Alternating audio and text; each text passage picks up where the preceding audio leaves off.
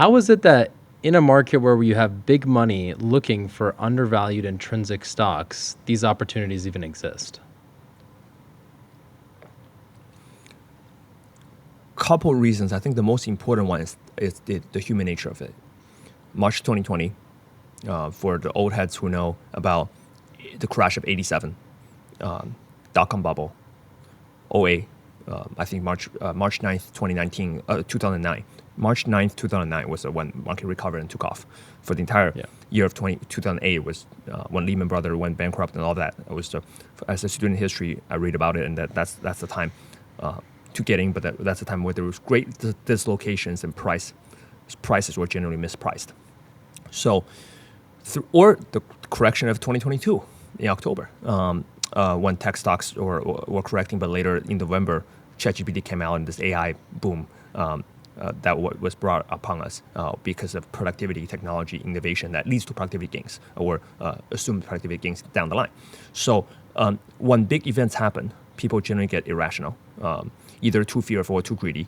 And at both cases, there are mispricings because generally this human nature that drives people make irrational decisions at those times, and that happens. This is the sort of the bigger market cycle sort of perspective, and the great Howard Marks wrote a book on this about mastering market cycle. Howard Marks is the founder of Oaktree Capital, and they're based in Los Angeles, just an hour north of us. And I think I recommend a lot of his books to you as well, right? Of course, his memos. definitely. Yep. And the other reason is new businesses come along. In 2018, the end of 2018, early 2019, especially Q3 2019, when I invested in Tesla Inc. at a time, I believe now it's about maybe $400 a share or something like that, about close to $1 trillion market cap, pre-split. I probably bought it at $14.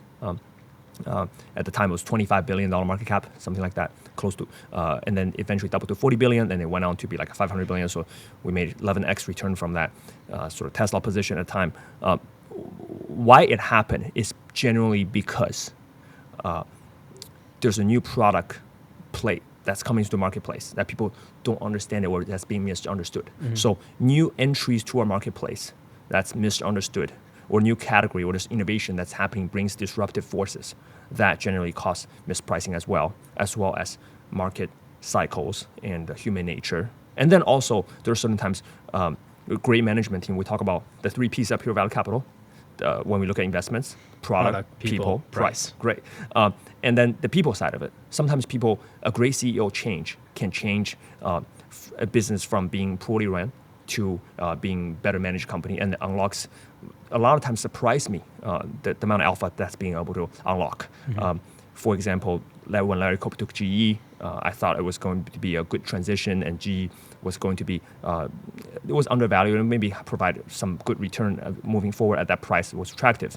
But how on earth I would know it would be turned out to be like a 5x return for an already mature company. That was heavily indebted at the time too. Sure. So now split into 3, and we still own the GE Aerospace. So in 2022, when metaverse was being doubted with Zuckerberg and those type of situations, people sometimes misprice the CEO or the management team or where the direction of the company is going, and they think they're being disrupted. They think competitors come along, and then turns out not to be the case, or issue too much debt, SBC, and then eventually buy back. So there are very highly idiosyncratic situations that happens in those scenarios that we can also find alpha in. So idiosyncratic scenarios that happen. New product entries to a marketplace, innovation that happens, people haven't understood there's a timing aspect of that.